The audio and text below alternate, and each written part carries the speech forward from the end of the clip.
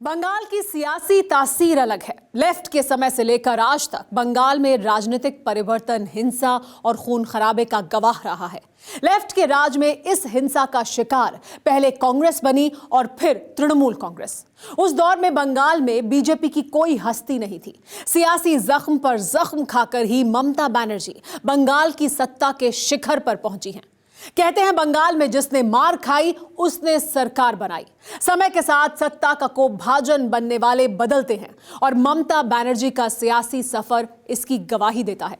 Tele series के इस episode में देखिए संहार, अ न्यू टारगेट। 4 अक्टूबर 2020, Titagarh police station, Barrackpore, Paschim Bengal. Motorcycle पर सवार शार्प शूटर्स ने कार्बाइन से अंधाधुंध फायरिंग कर पूरा इलाका दहला दिया। गोलीबारी थाने के ठीक सामने बने भारतीय जनता पार्टी के कार्यालय पर हुई। पुलिस स्टेशन से चंद कदमों के फासले पर गोलीकांड को अंजाम देकर शूटर फरार हो गए। बंगाल पुलिस जब तक हरकत में आती, टीटागढ़ में बवाल मच गया। फायरिंग बीजेपी नेता पर की गई थी।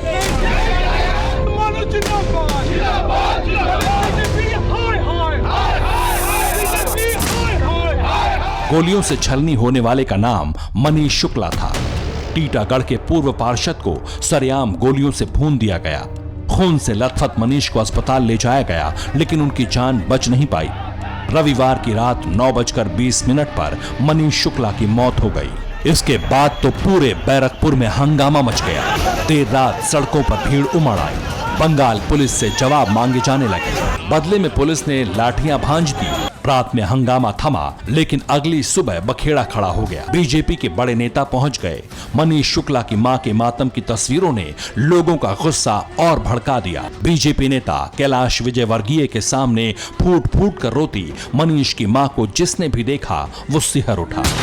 पुलिस थाने के सामने मर्डर हुआ, लेकिन हत्यारे कौन थे, कहां से आए थे, उनकी गिरफ्तारी कैसे हो, केस की जांच पड़ताल को कौन कहे। पश्चिम बंगाल पुलिस ने तो मनीष शुक्ला की हत्या को खूनी रंजिश बता दिया। बीजेपी नेता की क्राइम कुंडली दिखाकर मर्डर केस में दखलंदाजी न करने की वार्निंग दे दी। ऐसी चेतावनी ने बीजेपी नेताओं का पारा गर्म कर दिया। बैरकपुर से बीजेपी सांसद ने मनीष शुक्ला हत्याकांड पर सबसे सनसनीखेज दावा कर दिया।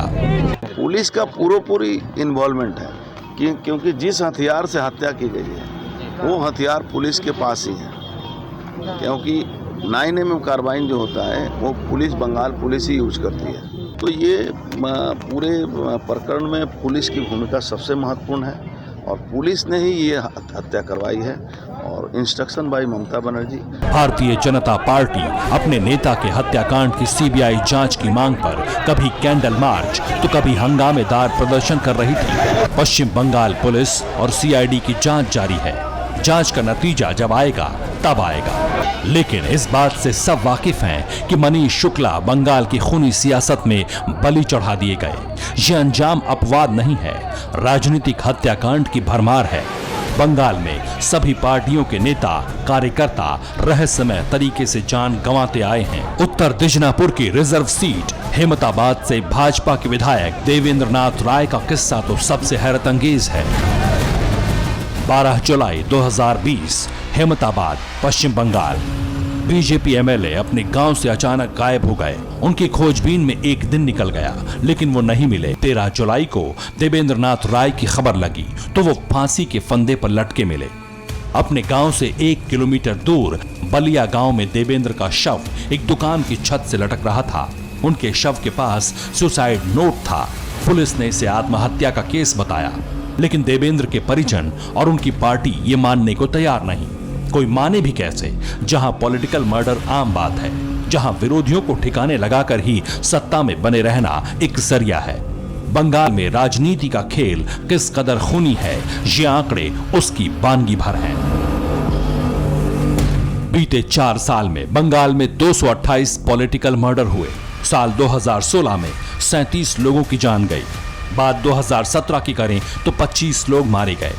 2018 में भी 96 लोगों की हत्या हुई और 2019 में 26 लोगों ने जान गंवाई। तो वहीं अक्टूबर 2020 तक 45 राजनेताओं की जान चली गई। पार्टी कोई भी हो, नेता किसी कद का हो, बंगाल में जान की गारंटी नहीं है। कभी भीड़ पीट कर जान ले लेती है कभी बम बरसाकर विरोधी को उड़ा दिया जाता है, तो कभी क्रूर तरीकों से कत्ल कर विरोधी पार्टी में दहशत फैलाई जाती है। स्थानीय लीडर वर्चस्व के लिए खून खराबे पर उतारू रहते हैं। 10 जून को तृणमूल कार्यकर्ता गौतम दास की बर्धमान में पीट कर हत्या कर दी गई। 18 जून को पश्चिमी मेदिनीपुर जिले में सियासी झड़प में घायल हुए भाजपा कार्यकर्ता के बेटे पवन जाना की अस्पताल में मौत हो गई। 3 जुलाई को दक्षिण 24 परगना के बारुईपुर में तृणमूल कार्यकर्ता अश्विनी मन्ना की कथित रूप से SUID समर्थकों ने पीट कर हत्या कर दी। 5 जुलाई को नदिया के नवदीप में भाजपा कार्यकर्ता कृष्णा देवनाथ को पीटा गया और 2 दिन बाद अस्पताल में उनकी मौत हो गई। 16 जुलाई को नदिया में भाजपा कार्यकर्ता बापी घोष की पीट कर हत्या कर दी गई।